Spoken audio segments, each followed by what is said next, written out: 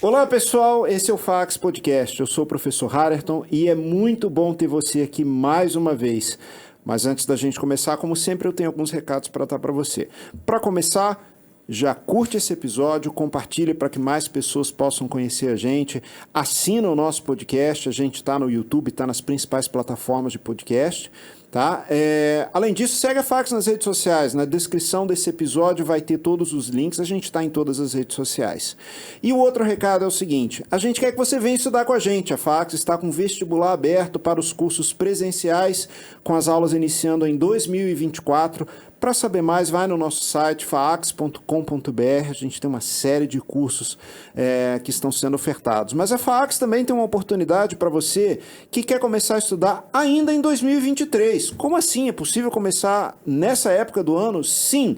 E você pode fazer isso através dos nossos cursos na modalidade à distância. Para saber mais, vai no nosso site ead.faax.com.br. A Faax oferece os cursos de administração, de engenharia de produção e de pedagogia na modalidade à distância para você poder estudar no seu ritmo, no seu tempo e no seu lugar. Corre lá no nosso site que você vai saber mais. Bom, chegou a hora então da gente ler o currículo do nosso convidado de hoje e aqui está dizendo que ele possui graduação em administração pela Universidade Federal do Espírito Santo, graduação em Direito pelo Centro de Ensino Superior de Vitória. Ele tem mestrado em Direito das Relações Sociais e Trabalhistas pelo Centro Universitário UDF e atualmente é professor aqui na Faax, coordenador do curso de Direito da Faax, meu amigo professor Horácio, que nome comprido, Horácio Aguilar da Silva Ávila Ferreira. Esse é nome de advogado, né? Doutor Horácio Aguilar da Silva Ávila Ferreira. Mas conta para mim, por que o direito? Vamos lá. Primeiramente, obrigado, Harerton, pelo convite. É um prazer estar aqui conversando com você, né, no podcast da instituição. Por que chegou ao direito? Na verdade, foi um conjunto de tropeços que chegaram até um momento específico da minha vida que o direito se tornou algo que realmente eu vi como uma carreira, né? Então, começar do início é legal. Eu sempre fui alguém apaixonado por parte de exata, sempre gostei muito de matemática, da parte de informática. E aí, no início, né, quando você vai decidir qual carreira você vai seguir, a gente tem sempre a referência dos pais. Então, meu pai é engenheiro, tinha muitos amigos que queriam fazer engenharia na época, então, o primeiro vestibular que eu fiz na minha vida foi para engenharia. Então, eu entrei... Qual engenharia? Engenharia elétrica. Ah.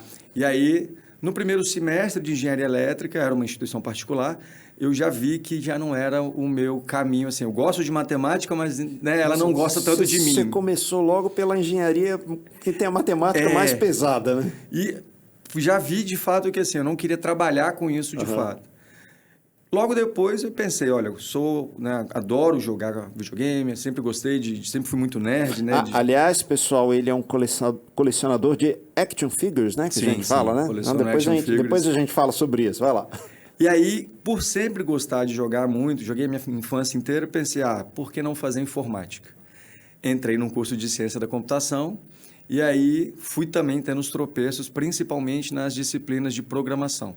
Né? Então, quando você pegava as disciplinas de programação, álgebra linear, né, geometria analítica, essas foram não me desgastando, mas eu fui vendo assim, não é bem isso que eu quero. Você lembra as linguagens que eles programavam lá? Na minha época era Pascal. A gente aprendeu em Pascal. Eu travei no Pascal, na verdade. Usei muito na faculdade, Pascal. Eu travei no Pascal mesmo, a gente não consegui dar prosseguimento, porque eu vi que realmente... Eu gosto de jogar, eu não tinha, né, o intuito... Não era fazer o jogo, fazer o jogo é outra coisa. Era usar o jogo. Só que nesse meio tempo, o que acabou acontecendo? Minha mãe sempre me incentivou muito a fazer prova de concurso. Falar, continua fazendo prova de concurso, mesmo que você esteja na faculdade. E, por coincidência, eu acabei passando num concurso era de ensino médio ainda, quando eu era novo, tinha 19 anos. E aí, entrei na parte administrativa da prefeitura. Como eu vi que nem a parte de exatas, nem da informática estavam realmente me atingindo... Eu falei, olha, estou dentro da esfera, né, pública, tenho possibilidade de ascender aqui, né, hierarquicamente, posso subir de um grau de ensino médio para um nível superior, por que não fazer administração? E aí comecei um curso de administração, ainda para uma particular, logo depois consegui fazer a transferência para a UFES e concluí, né, normal, meu curso de administração. E aí, da onde surge o direito? Na época que eu fui fazer época que eu terminei o meu curso de administração, surgiu a oportunidade de fazer um intercâmbio de trabalho. Né? Algumas empresas aqui no Espírito Santo têm esse tipo de oportunidade, chama Work Experience, né? Onde você vai para fora do país, normalmente para os Estados Unidos, Canadá, Austrália, eles dão essas opções, onde você trabalha um período de tempo e depois tira um tempinho de recesso. Esses programas exigem que a pessoa, né, esteja matriculada numa instituição de ensino superior. E esteja, inclusive, de recesso, né? Porque é sempre ao final do ano. Então, eu estava num jogo de cintura. Eu já acabei de formar, não estou matriculado em nada. Mas quer participar Mas desse quero programa? fazer o programa de Work Experience. E aí, o que me deu na cabeça? Olha, já que é para começar um curso, que seja um curso que tenha uma proximidade com a administração, então teria que ser algo da área de humanas, e que pelo menos eu conclua e me dê mais um leque de oportunidade. E aí, pensando no concurso público, que eu já era servidor público, o direito talvez seja a área que tenha mais concursos. E aí, entrei num curso de direito. E aí, sim, no meio do curso que eu fui tendo contato, né, com algumas disciplinas, tive uma grande oportunidade de fazer estágio no escritório, né, de advocacia. E aí, quando eu entrei nesse escritório, eu vi que o serviço público, embora seja extremamente atrativo, né, a estabilidade de emprego, a remuneração boa, ele não é o meu perfil de profissional. Interessante isso. E aí eu vi que a advocacia me atraía mais. Fui, né, claro, me especializando nas áreas trabalhistas, previdenciárias, que são as áreas que eu atuo hoje. E aí hoje o direito faz muito parte da minha vida, porque não só tenho como carreira, né, o meu escritório de advocacia, mas eu consegui também fazer uma outra coisa que para mim é uma realização pessoal, que é estar em sala de aula. Interessante que a gente, só disso que você já falou, e a gente já consegue tirar algumas lições, né? Primeiro que ninguém tem a obrigação de acertar na primeira escolha. De forma alguma. E se a gente pensar que provavelmente parte do nosso público é aquele cara que está ainda na escolha pensando fazer qual curso, o que eu vou seguir da minha vida, não tenha medo de errar. Isso Exato. pode acontecer, você sempre Exato. pode mudar de direção e pegar um outro caminho e se achar nesse caminho. Sim, sim. E tudo é bagagem, né? Exato. Porque eu acho que hoje você tem uma visão mais ampla aí Claro. pelo fato de ter todas essas vertentes na sua formação, né? Sim. E é sempre possível se achar num lugar que você achava que não... Que jamais seria encaixado. Quer dizer, né? você se encontrou no direito e também em sala de aula, né? Exato. Isso aí para mim foi... E a primeira experiência com educação foi quando? Olha, vamos lá. Aí vem a parte lá da administração. Por quê? Por eu ter muita afinidade com matemática e ter passado por uma engenharia, ainda que seja no primeiro período, e pela ciência da computação, eu não falei tempo, né? Eu acabei ficando aí quase 2 anos e meio no curso de ciências da computação. Então, eu tive cálculo 1 e cálculo 2. Mais da metade do curso, né? Foi, São 4 ou 5 anos? São 5. Mas eu fiz metade, eu estava indo para o terceiro ano, no caso, né? Finalizando o segundo ano, né? 2 anos e meio, indo para finalizar 3 anos. E aí... eu passei por cálculo 1 e cálculo 2. Então, essa parte de limite, derivada, integral, que o cálculo, né? Eu sei que para vocês na engenharia é a base, né? Para a ciência da computação também é um pouco a base, para a administração já é um suprassumo, já é assim, olha, peraí, estão me desafiando demais. Então, meu primeiro contato com a educação, que eu me recordo, foi no curso de administração, ajudando os meus colegas com a matemática, com as disciplinas de cálculo, porque eu tinha que ensinar de alguma forma a turma, né, a entender o limite de derivada. Não tão complexa quanto na engenharia, que usa, né, não só número, mas começa a colocar letra, né, ângulo, seno, cosseno, então fica uma complexidade números enorme. reais, imaginários. Na administração, graças a Deus... irracionais. Graças a Deus eu não chegou a ter essa dificuldade, mas aí eu vi que realmente, não é que eu pude ver, na verdade, eu fui percebendo que, olha, eu ajudei os alunos, conseguiram tirar uma nota legal, então, foi a minha aula, não sei, pode ter sido o esforço dos alunos, mas me deu um start. Falei, olha, gostei de falar com eles e vi que eu não tinha essa vergonha, ainda na administração, ainda não tinha nem pensado em audiência, em sustentação na parte jurídica, nem nada. É porque, se parar para pensar, tem suas similaridades, né? Você falar para uma sala de aula ensinando um conteúdo teórico, o que seja, e falar perante um tribunal onde você está basicamente colocando em prática aquilo que você ensinou na sala de aula, né? Ou seja, você está falando para um público que tem que se fazer entender, né? Ser o mais claro possível e muitas vezes o mais didático possível, né? Então, acho que caminha junto, né? Para mim, na verdade, é quase a mesma coisa. O que muda vai ser a forma.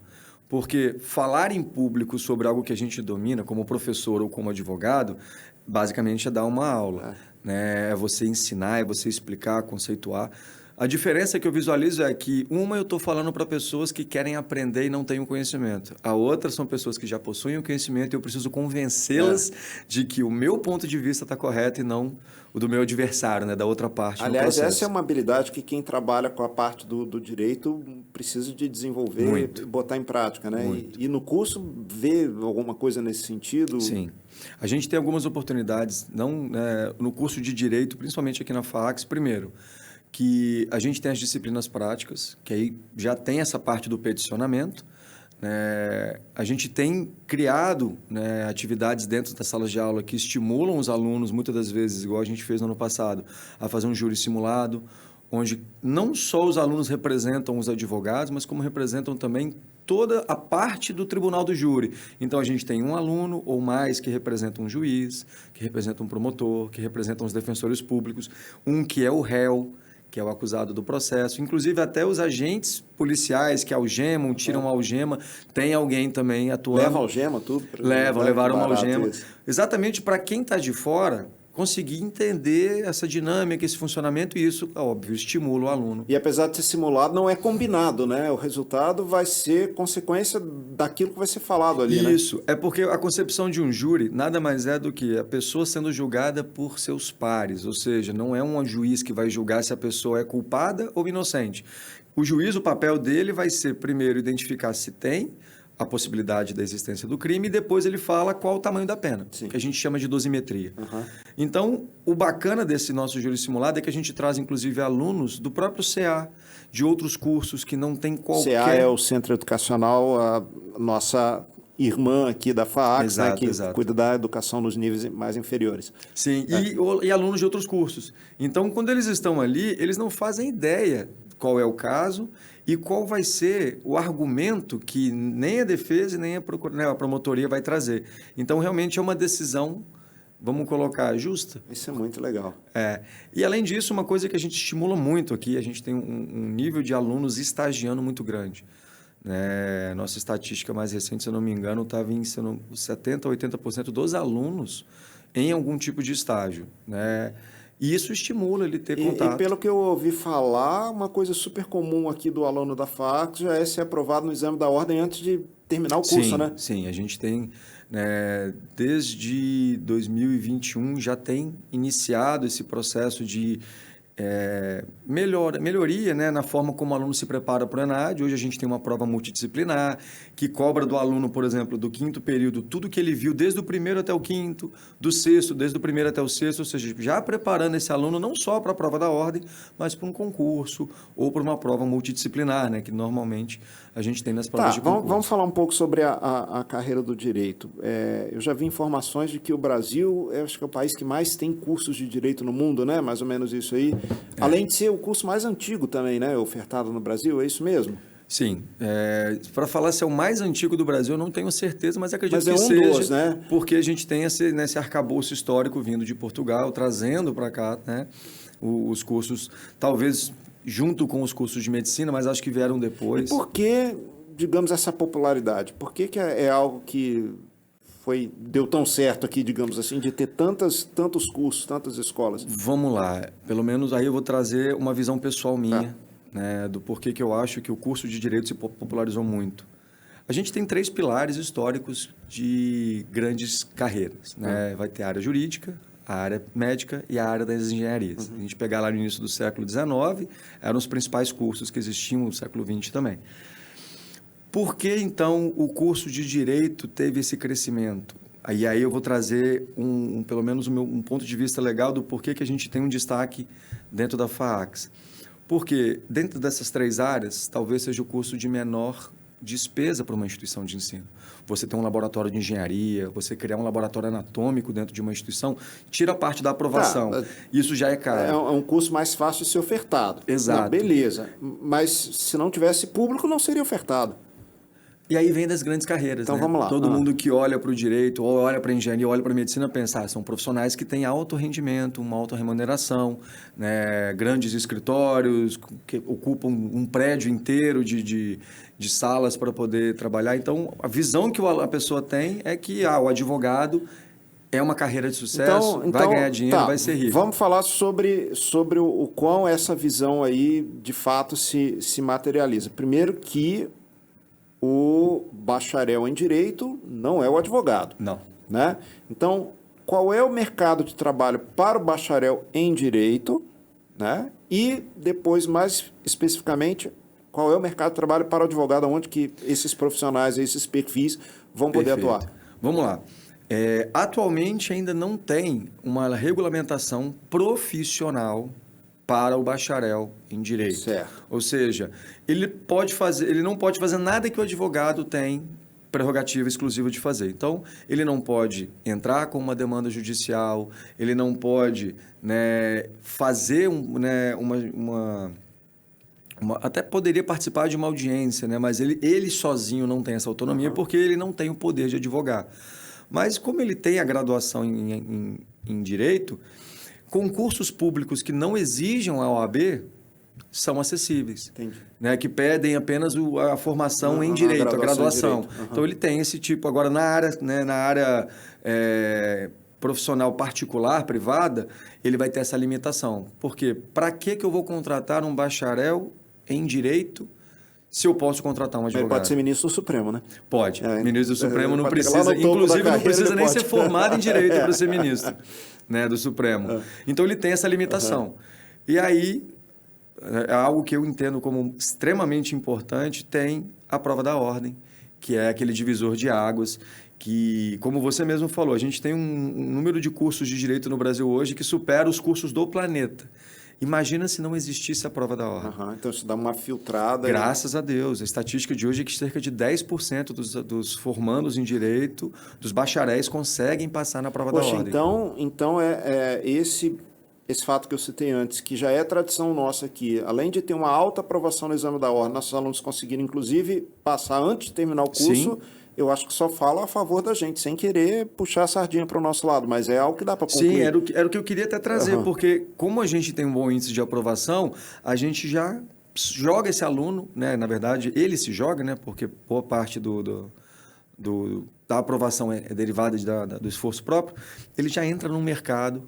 Né? Primeiro, eles estagiam, já têm contato com uma prática e quando já pegam a carteira da ordem, já estão muito mais aptos a advogar. Beleza, voltando à questão do mercado de trabalho, onde que o advogado pode atuar? Que não é só no tribunal. Vamos lá, isso aí também é legal. Primeiro, vamos separar que a gente começou falando aqui das duas esferas, a esfera pública e a esfera privada. Verdade. O bacharel em Direito ou o advogado, ele tem esses dois caminhos. Ele tem o caminho da esfera pública, que é o concurso público, que vai desde do analista judiciário, que é normalmente para qualquer grau de formação, né? Desculpa, para qualquer tipo de formação, né? Desde que seja nível superior. E alguns são específicos. O que faz um analista judiciário? Ele vai trabalhar internamente dentro do tribunal. Tá. Então, ele que vai ser responsável, por exemplo, o juiz ele profere um despacho, é ele que vai ser responsável por colocar esse despacho no sistema, né? Se o juiz já não o colocou, fazer com que aquele despacho seja diligenciado. Okay. Então, às vezes está lá pedindo, notifica a parte para se manifestar em tantos dias ou notifica o oficial de justiça para achar a parte. Então, é esse servidor que vai fazer essa logística. É como se ele fizesse, na verdade, a parte administrativa dentro do tribunal. Okay. E então, na parte do concurso público, você tem desde os concursos básicos de nível superior até os grandes cargos, né, do direito. Aí você vai ter o magistrado, você vai ter o procurador, você vai ter o promotor, que são os cargos que hoje em dia, né, boa parte dos concurseiros procuram. E na esfera privada, aí o leque é enorme. Porque a gente tem inúmeras áreas que podem favorecer a atuação. Aí. Direito civil, só no civil a gente tem direito imobiliário, direito de família, direito contratual, direito naval. Direito naval, interessante isso. Então, assim, só na parte civil você tem um monte de área que você pode atuar. Tem a área do direito do trabalho, que vai, inclusive, também se ramifica, aqueles que advogam para as empresas, né, com o intuito de proteger a empresa de cometer algum tipo de ilícito. Tem aqueles que advogam contra as empresas, protegendo o direito dos trabalhadores. O próprio direito penal, que é o clássico, né, do direito, muitos alunos são apaixonados. O direito penal é a parte que envolve crime, né? É a parte onde o advogado ele atua na defesa de alguém que está sendo acusado. Porque quem acusa é o servidor público promotor. né? E aí a gente tem o direito previdenciário, temos, né, você pode pegar o direito administrativo, o direito empresarial.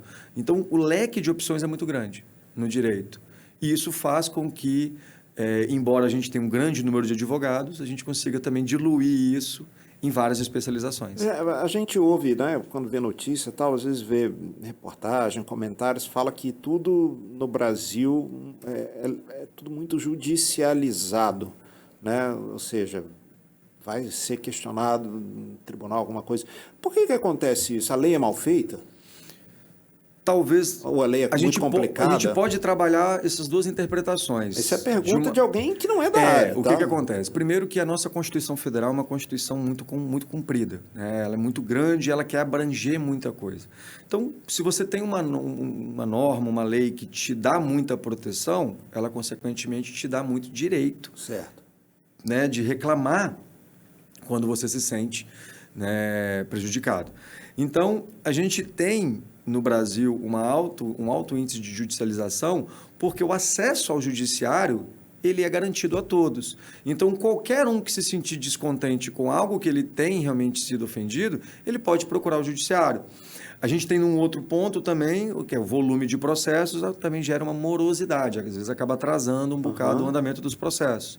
Então, o que, por exemplo, hoje tem, não só no direito, mas todas as instituições são obrigadas a ter uma área, né, um curso, uma disciplina, e dentro do judiciário, algo voltado para a conciliação. Por quê? Vamos diminuir esses processos. Ainda que você queira resolver antes de, digamos, ir para a justiça. Exato. Né? A gente tem, inclusive, uma medida que você pode, né, utilizar que chama arbitragem. Você coloca num contrato que, olha, antes de entrar com o processo, a gente vai passar por um árbitro. A gente vai nomear alguém e esse cara vai decidir para a gente. Esse alguém é um advogado? Você escolhe, as partes escolhem. Pode ser um advogado, como pode ser alguém que não tem nem conhecimento jurídico. Pode ser um especialista. Imagina, por exemplo, né, numa situação de atracamento em porto do direito naval. Você falou direito naval, eu achei interessante, que eu já fiz logo a ligação aqui com uma das atividades econômicas da nossa região. Né? A gente tem um aqui do porto aqui do lado. Pois né? então imagina assim, quem vai ser mais especialista? Um advogado que domina a legislação ou, por exemplo, alguém que entenda da parte logística do porto? Né? Ou das relações comerciais que acontecem entre o porto e as empresas. E o direito naval entra onde? Eu fiquei curioso agora. O direito naval ele vai entrar exatamente nesses conflitos de relações. Por exemplo, numa situação em que um navio atracador trazendo um monte de container e dentro desses containers podem ter produtos que não batem com os documentos que vieram junto, né, daquele país. Obviamente, aquele navio ele vai ter algum tipo de embargo, ele vai ter alguma proibição de desembarque daqueles containers. E a diária, né, o custo diário de um navio desse atracado no porto é altíssimo. Barato. Então, imagina o seguinte, o que é mais rápido? Seu navio trouxe, né, um conjunto de containers e deu um problema.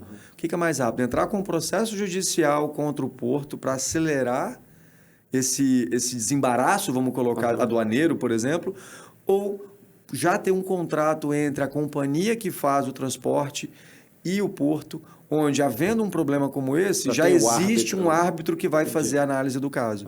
E aí isso resolve-se em horas, em poucos dias. Ou seja, você reduz o impacto financeiro de forma exponencial em cima de algo que, se fosse judicializado, poderia ser um impacto muito grande. Mas, então, não precisa ser um jurista. Eu sei que gosta muito da área aeroespacial. Sim. Imagina também quando você pega uma relação entre o aeroporto e as companhias aéreas, sim, ou até, por exemplo, a fabricante desses aviões, né? O jurista em si, ele vai ter talvez algumas limitações na parte legal, até de alguns países. Mas numa relação comercial como essa, você pode nomear um especialista, por exemplo, um engenheiro, para ser o árbitro, para saber, olha, numa situação aqui de não decolagem, prejuízo, a gente vai apurar também. Então, não precisa ser um jurista. Então, para diminuir essa judicialização, hoje tende-se muito mais para conciliação, mediação, né? Tá legal. E a área penal também é uma das mais procuradas, né? Tem um ditado, né, de que todo aluno se apaixona pelo penal. Por quê? Olha, primeiro que a gente é mal acostumado a ver crime o dia todo, né? Você liga no almoço, meio-dia, então antes do aluno, porque hoje a gente trabalha, hoje a gente tem a correria, a gente muitas das vezes não consegue parar o meio-dia nem para ver uma televisão. O telefone está lá o tempo Mas inteiro. o aluno que está chegando no ensino médio, saindo do ensino médio para entrar no nível superior, ou até quem já está no nível superior, ainda tem talvez essa possibilidade. Então, quando você liga num canal de televisão, no horário do almoço, o que está passando? Algum tipo de programa. Fulano de tal é assaltado, morre não sei quantos, ou seja, ele já vivencia isso de uma forma muito cotidiana. E a gente sabe que violência vende na mídia. Então, é outro motivo para o cara estar antenado a isso. E aí, quando ele entra no direito e ele começa a ter contato com o professor, começa a conversar com o professor, muitas daquelas questões que às vezes ele tem construída na cabeça, né? Pego de exemplo, né? Algo que é muito legal, né? Eu já conversei com algumas pessoas que tinham aquela ideologia, bandido bom é bandido morto. E aí quando você senta e fala, peraí, eu posso até concordar que, né, o crime tem que ser rechaçado da melhor maneira possível, mas será que matar é a melhor condição? O Estado tem direito de fazer isso? Então, quando você começa a trabalhar isso na cabeça do aluno, você vai despertando nele também o interesse pela área. E como eu falei, é o que o aluno de cara já tem contato o dia todo, é muito fácil para ele conseguir se identificar com a matéria. Ou talvez aquela vontade de fazer justiça, né? Porque quem está de fora muitas vezes tem a impressão de que às vezes a justiça atrapalha. Sim. A polícia prendeu, a justiça vai e solta. Por que prendeu o cara lá em flagrante, roubando, sei lá o quê? Por que já não deixa... Vou usar um termo bem leigo, deixa o cara apodrecendo na cadeia. Não, ela vai lá, tira o cara, daqui a pouco ele está em circulação de novo. Sim, porque existem várias situações que garantam essa prisão ou não. Um dos elementos, por exemplo, você falou da prisão em flagrante, né? Então, todo mundo que é preso em flagrante, ele vai ser conduzido para uma audiência chamada audiência de custódia, dentro de 24 horas.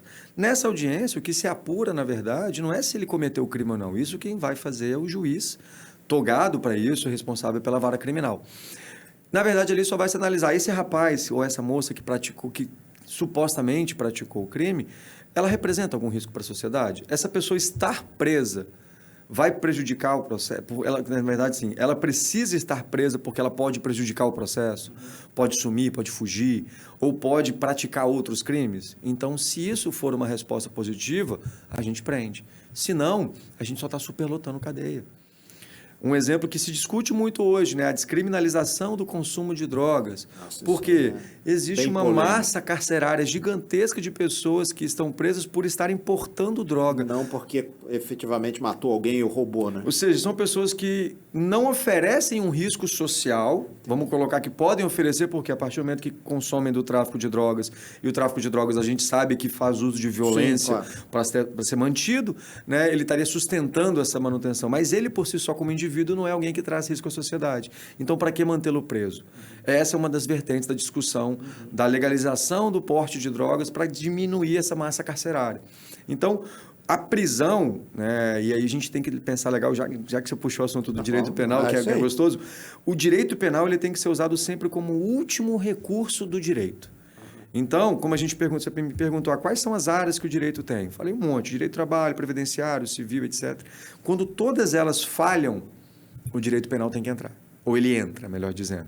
Então, a gente só vai punir alguém com a liberdade, né, a perda da liberdade, a perda dos direitos políticos, quando tudo mais não conseguiu fazer com que aquele indivíduo fosse ainda social. Então, quando a pessoa pratica um crime, ela está cometendo algo antissocial, obviamente, né? E o Estado ele tem a obrigação de punir. Então, a gente vê o aluno apaixonado, a gente vê isso porque ele consegue vivenciar aí o legal que é o debate. Né? Recentemente, passei por uma palestra aqui na instituição, junto com os alunos do ensino médio, você estava presente comigo. Estou lembrando disso agora. Né?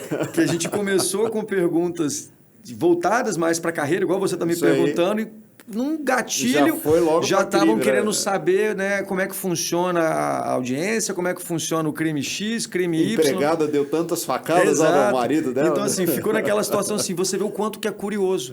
Né? E o quanto que desperta no aluno, professor, isso aqui pode? Né? O rapaz Mas preso... isso é justo, né? Exato. Não tinha que... Então, né? Na cabeça dele... Ele tem uma concepção. Então, quando ele vai para o direito e consegue colocar isso em prática numa discussão em sala de aula ou com o professor... Desconstruir algumas concepções. Além de desconstruir ou construir novas, outras, ele vê que é uma área maravilhosa, que ele se vislumbra muito. E aí todo mundo fala, né, que a galera se apaixona pelo penal mas acaba muitas das vezes indo para outra área. Por que falo isso? Porque a advocacia penal não é para todo mundo. Né? Foi com você assim? Foi. Um dos meus... Conta aí. Quando eu formei, aquela questão, né? Você tem, isso eu falo sempre com os alunos aqui da instituição, que você tem alguns caminhos para percorrer assim que você forma no direito. Ou você vai virar concurseiro, então você já está focado naquilo. Se houver algum concurso que precisa de experiência jurídica, você faz o mínimo lá, os 2, 3 anos que precisa e vai voltar para estudar. E tem aquela galera que quer advogar. E aí o porquê do estágio. Porque se o aluno não faz um estágio bom, e muitas das vezes a minha sugestão é, fórum é ótimo para você conhecer a logística, o funcionamento, mas para você conhecer a advocacia, são os escritórios, ou a Defensoria Pública, ou o Ministério Público, que é onde você vai... da variedade de situações. Porque você vai estar diante do vivenciar. processo. Porque, por exemplo, um estagiário de cartório, ele não são todos que vão ter a sorte de ficar ao lado do juiz acompanhando todas as audiências e vendo como que os advogados se portam. Muitos acabam ficando na parte burocrática, né? Atendendo as pessoas que precisam de algum despacho, alguma coisa. Então, o estágio na área da área prática é importante. Então, quando esse aluno ele tem esse estágio, ele já consegue ou entrar no mercado de forma autônoma, ou ele já consegue talvez um bom cargo dentro de um escritório, ainda que seja inicial, e isso é muito bom. Então, comigo foi o quê? Eu tive um bom escritório, tive um bom estágio na minha área, só que eu sou especialista em direito do trabalho previdenciário. Formei. E aí? Ou vou trabalhar para alguém, que é o normal, a gente começar a ganhar notoriedade no direito começando trabalhando para alguém, para depois adquirir a minha bagagem. Mas essa área aí do direito previdenciário veio depois? Ou você já eu já tinha essa base pelo escritório que eu estagiava. Tá. Né? E aí eu tive a oportunidade de estudar. Assim que eu formei, eu fiz uma pós-graduação, né, em direito previdenciário. Mas qual que é o problema? Como é que você paga as contas? Porque um processo trabalhista dura em média 1 ano e meio. Um processo previdenciário, se muito rápido, 6, 7 meses. Então, eu preciso pagar as contas. Tinha um capital de reserva? Tinha. Mas eu sempre pensei comigo assim, eu não preciso e não quero, na verdade, precisar... É momento, né? Tem hora que eu preciso, claro. Tem hora que não. Naquele momento, como eu tinha reserva guardada, eu falei, não preciso trabalhar para ninguém. Eu posso, e aí falo, né, que quem tiver essa oportunidade, faça, que é se dar o luxo de iniciar a carreira montando o seu próprio negócio, na área da advocacia, empreendendo na área jurídica. Mas, como eu falei, quem é que vai pagar o aluguel do meu escritório, quem é que vai pagar a energia, o aluguel da impressora, etc. E aí, o que eu tive que acabar fazendo? Vamos para o direito penal. Porque o direito penal ele paga de forma rápida, né? A pessoa está presa, a urgência dela de sair da cadeia faz com que ela pague rápido.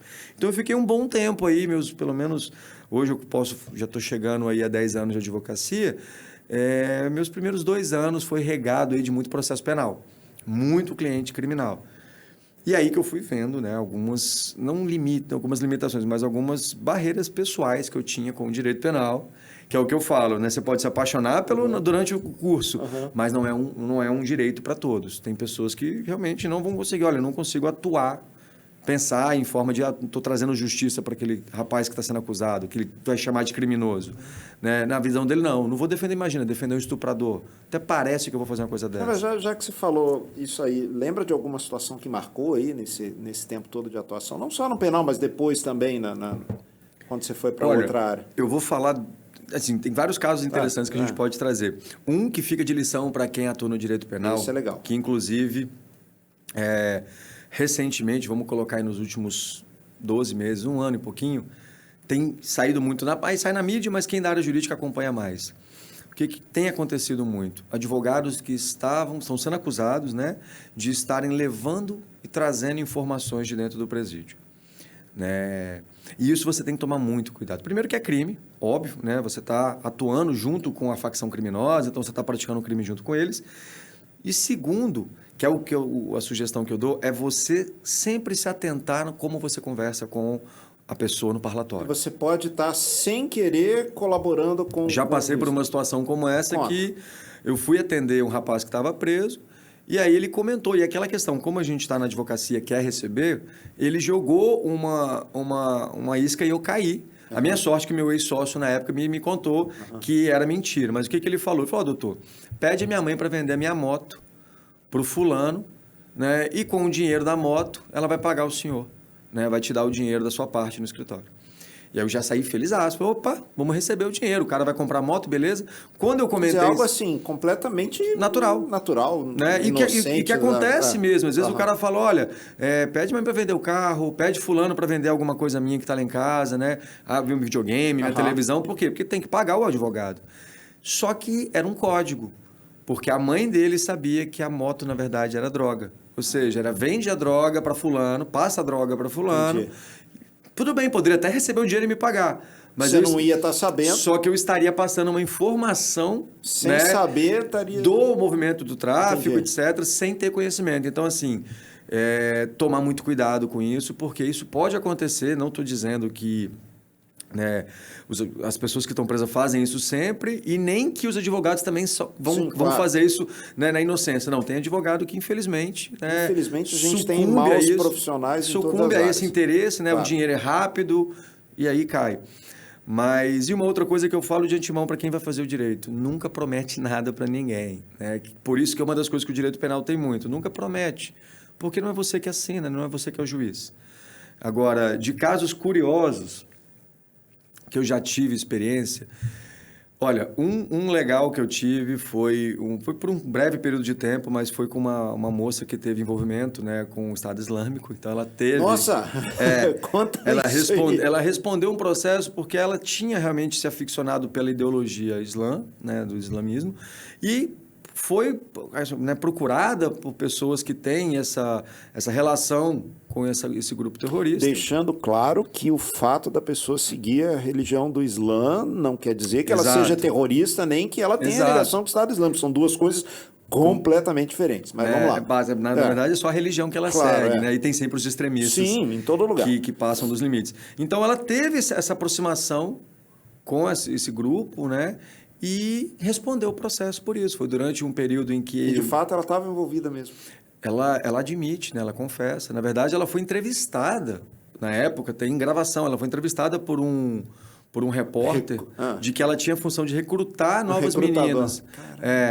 E aí, o que aconteceu? Na verdade, eu advoguei para ela por conta do marido dela, que estava sendo investigado por envolvimento com, né, esse grupo terrorista, só que ele não tinha nada a ver, ele só era realmente religioso, ele tinha ficção pela religião, ele era, né, seguia a religião. Ela não, ela teve participação.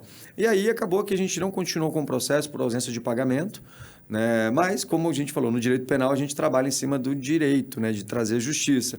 Não concordo de forma alguma com nenhum tipo, né, de ato terrorista, mas que, se a pessoa praticou o ato, seja julgada da forma justa. E talvez para as pessoas entenderem que o fato de você atuar na defesa não quer dizer que você queria fazer com que algo que ela tivesse feito de errado se tornasse certo, não, fosse desconsiderado. Não é isso, não, né? É para garantir que a pena seja justa mesmo. Exato. Porque, assim, tem situações em que não existe o que fazer. A pessoa foi pega praticando o ato ali. O que você vai tentar é diminuir essa pena, reduzir, trazer justiça para a condenação dessa pessoa.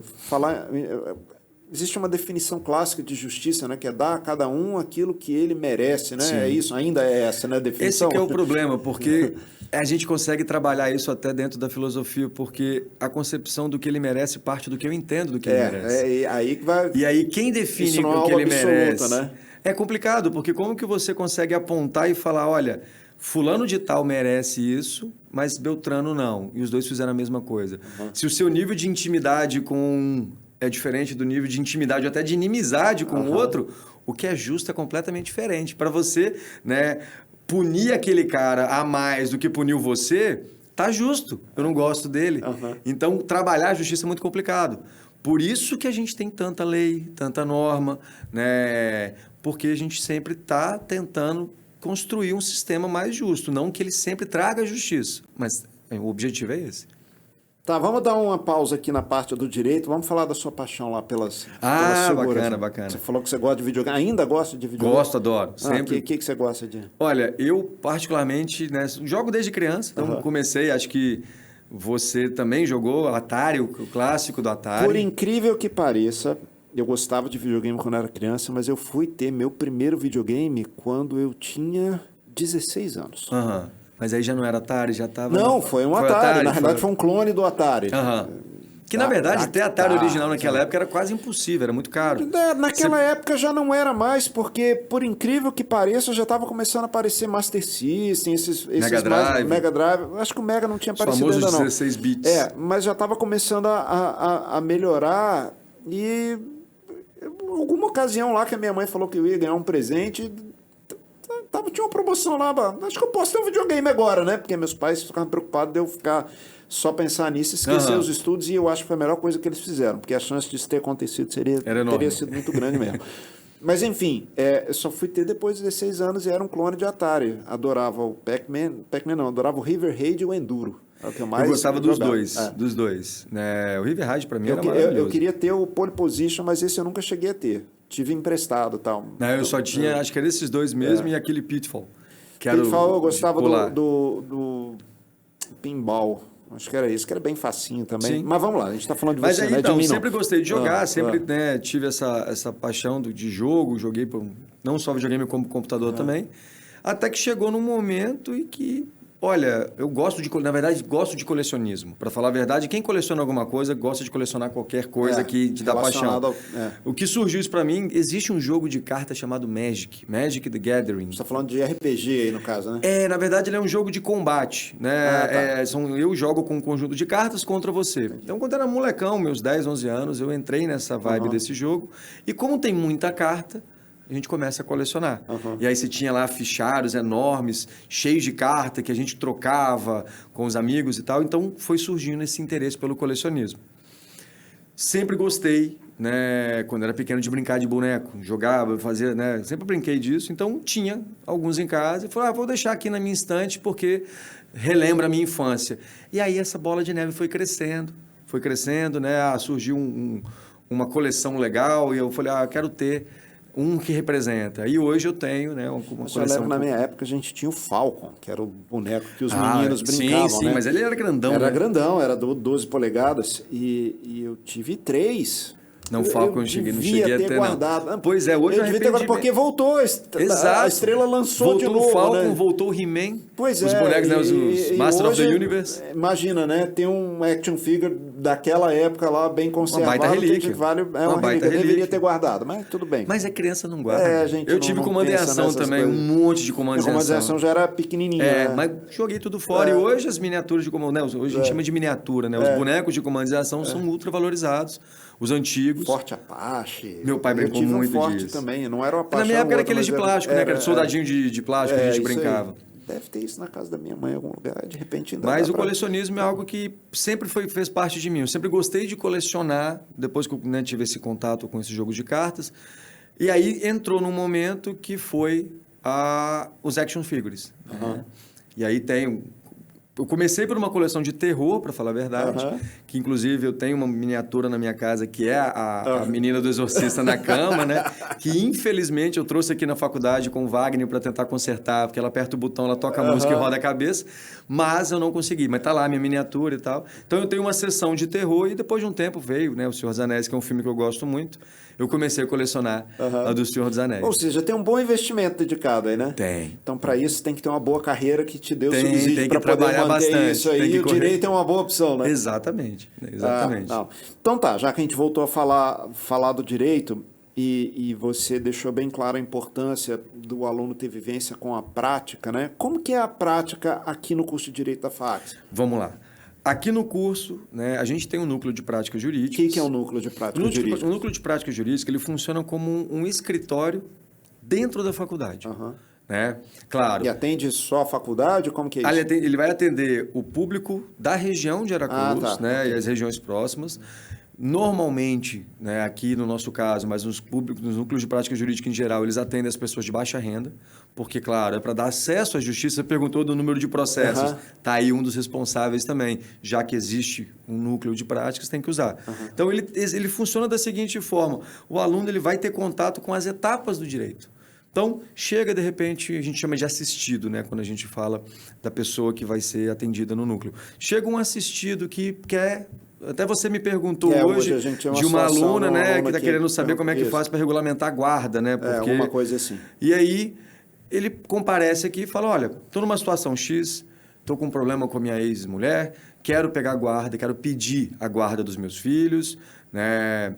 Como que eu faço? Então, é feita toda aquela análise financeira, social dele naquele momento, da localização onde ele mora, para ver se ele se enquadra dentro E isso o aluno participa dessa É o aluno etapa. quem faz. Ok. Né? O aluno faz essa triagem, passa essa informação pelo professor responsável, e aí o professor responsável autoriza ou não. Olha, vamos realmente aceitar ele como um dos nossos assistidos. Uhum. E aí o aluno que faz a petição, o aluno que faz, ou o aluno junto com a professora faz o protocolo dessa petição, né? Sempre que tem algum despacho, alguma coisa que faz com que surja um prazo, é o aluno que cumpre esse prazo junto com a professora, ou seja, ele vai ter contato com vai vivenciar mesmo. Vai né? porque junto com o núcleo de práticas, o aluno ele é obrigado a preencher uma coisa que na minha época era chamada de caderninho, né?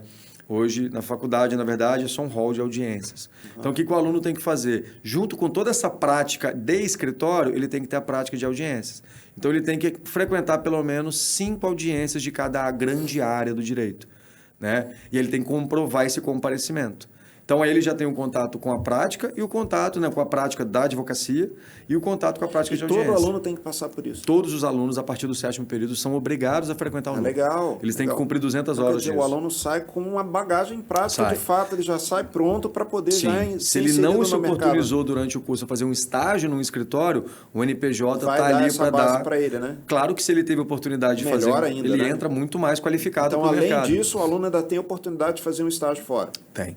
Porque o núcleo de práticas, na verdade, ele é uma exigência da faculdade, assim como na engenharia também tem as exigências, né, de trabalhos práticos.